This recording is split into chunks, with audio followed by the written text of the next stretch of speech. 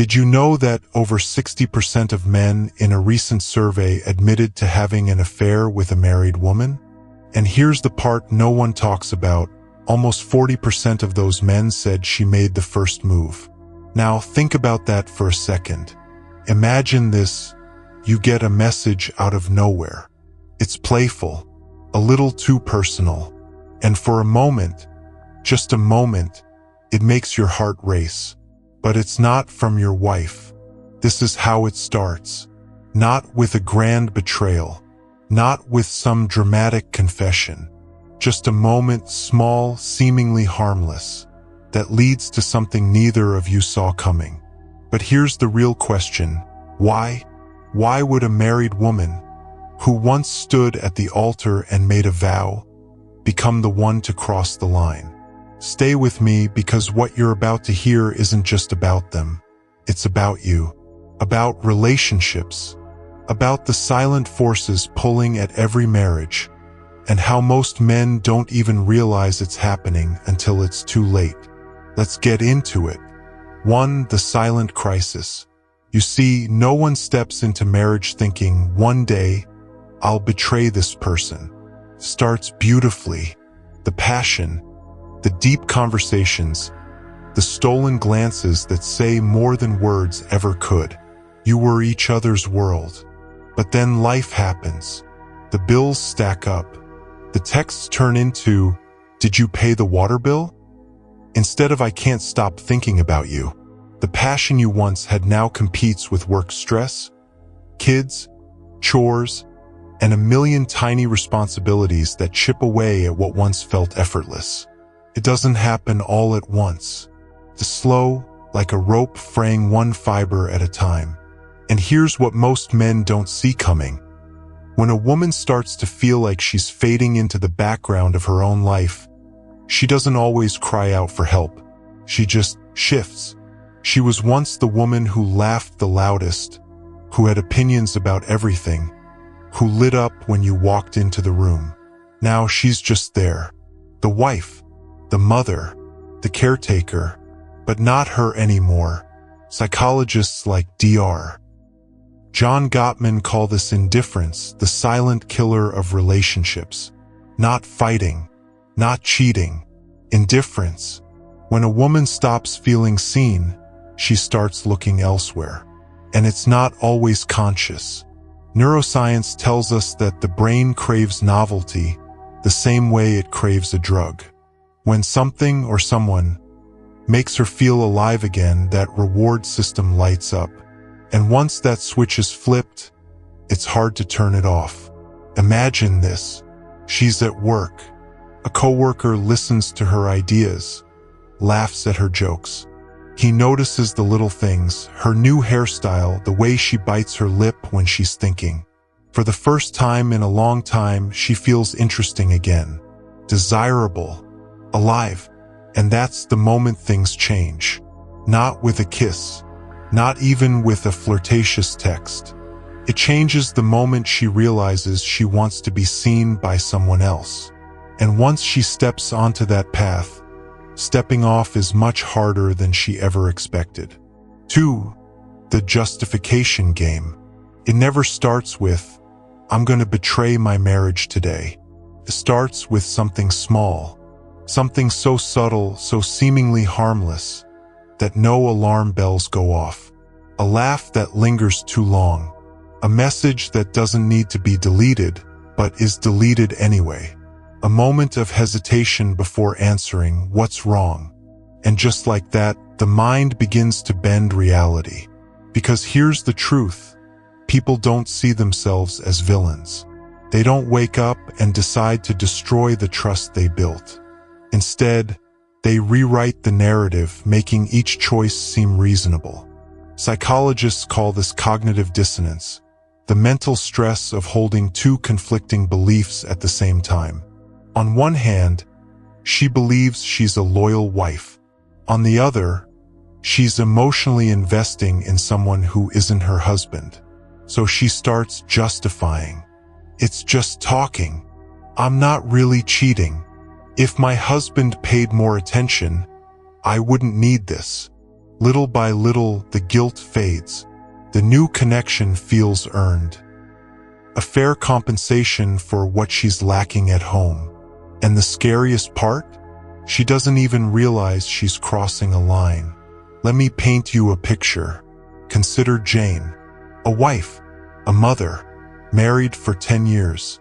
She and her husband, Mike, used to be inseparable. But now, life has turned their conversations into schedules, their touches into routines, their passion into something she barely remembers. Then there's Mark, coworker, attentive, playful. He remembers her favorite coffee order, compliments the way she sees the world. He makes her feel something again. It starts with a harmless exchange. You always know how to make me laugh. I wish my husband noticed things the way you do. A text here, coffee break there. No big deal. Until one day, she catches herself smiling at her phone, at a message from him. And in that moment, the betrayal has already begun. Because betrayal isn't just the moment lips meet or bodies intertwine. It's the moment someone else becomes the first thought in the morning, the last thought at night. And here's the part no one talks about. Emotional affairs are more dangerous than physical ones. A one-night mistake is fueled by impulse. But an emotional affair? That's slow, deliberate. It rewires the way she sees her husband, turning him into the outsider, the one she tolerates while she feels alive somewhere else. Think about that for a moment. The easiest person to fool is yourself. How many times have you justified something you knew was wrong, just to ease the guilt? And once that justification takes hold, the next step becomes inevitable. 3. The breaking point. It always starts small. That's the part no one prepares you for. Because no one wakes up and thinks, today, I'm going to destroy everything I built. But here's what you need to understand. Once the first line is crossed, the next one becomes easier. And the next, and the next. Psychologists call this threshold theory. The idea that once you step over a small moral boundary, your mind adjusts. What once felt unthinkable now feels justified. And this is where the real shift happens. It's not just a flirtatious text anymore. Now there's a secret meeting, the first lingering touch, a rush of adrenaline, of excitement, something she hasn't felt in years. And here's the kicker, this isn't just emotional. It's biological. Dopamine, the brain's pleasure chemical. The same thing that fires when an addict takes a hit. The same thing that makes people chase highs, even when they know the crash is coming. A woman caught in an emotional affair isn't just making bad choices. She's becoming chemically addicted to the thrill. Now picture this moment. She's sitting across from him, maybe in a coffee shop, maybe in his car. It doesn't matter.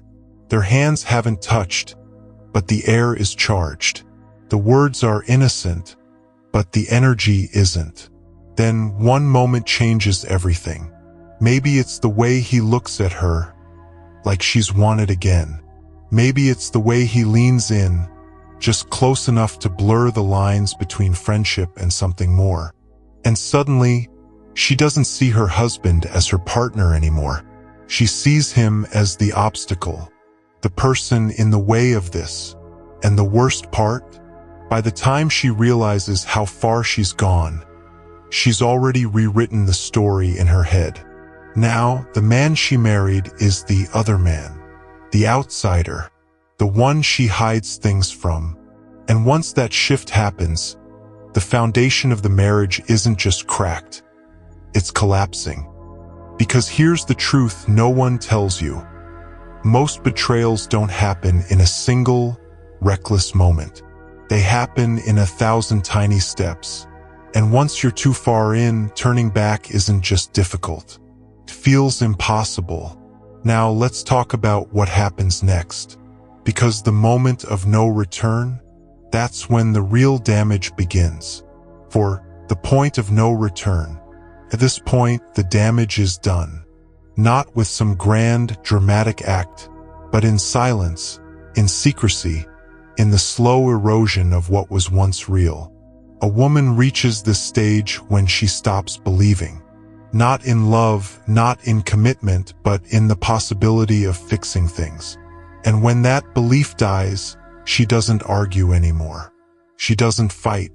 She simply detaches. And from here, there are only two ways this story ends. For some, the affair runs its course until reality catches up.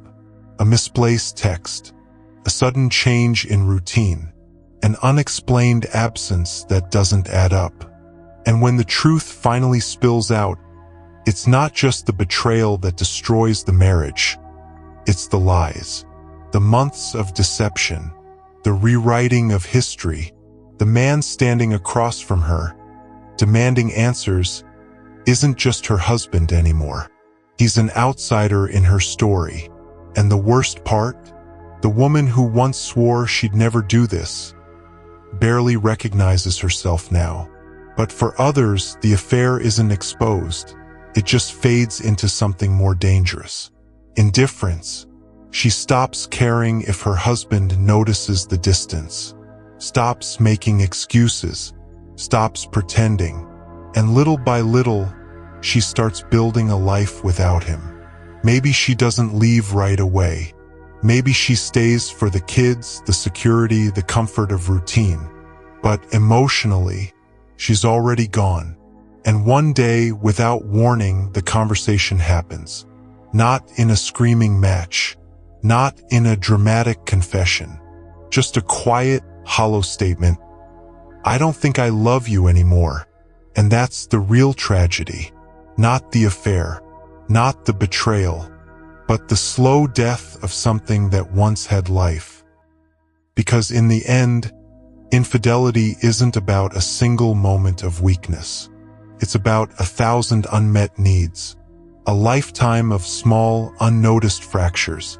And by the time it all comes crashing down, it's already too late. But there's one final thing you need to understand, because while this may be how the story ends for some, it doesn't have to be your story. And that's exactly what we're going to talk about next. So here we are, at the end of the road, and now you have a choice. You can shake your head, tell yourself it's just a sad story about other people and move on. Or you can recognize the uncomfortable truth staring you in the face. This isn't just about them. This is about you. Because the reason some married women become the easiest prey isn't about immorality. It's not about weakness. It's about a desperate need to reclaim something lost. The thrill of being wanted. The feeling of being seen. The real question, is this happening in your life? Maybe you've felt it, the shift, the slow fading of warmth, the quiet gaps in conversation that used to be filled with laughter.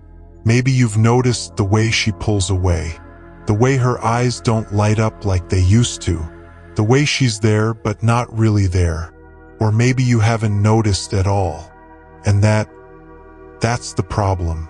Because most men don't see it until it's too late. Until she's already built a new life in her head. Until she's already emotionally detached. Until she's already found someone else who makes her feel alive again. And by the time you realize what's happening, she's already gone. If you've ever felt unseen in your relationship, know this. It's not your fault, but it is your responsibility. Not to control her, not to obsess over every little detail, but to pay attention, to recognize the gaps before they widen, to step up before someone else steps in. Because here's the brutal truth. Every woman wants to feel chosen. Even after the wedding, even after the kids, even after the years pass. And the moment she stops feeling chosen is the moment she starts looking elsewhere. So ask yourself, are you still making her feel like she's the one you choose every day? Or are you just assuming she'll always be there? If this video opened your eyes, don't just walk away and forget about it. Drop a comment below. Have you seen this happen? Have you felt it? Let's talk about it. No sham. No judgment. Just real conversations. And if you're ready to take a hard look at the dynamics in your own life, hit that subscribe button. Because this is just the beginning. And trust me, there's a lot more you need to hear.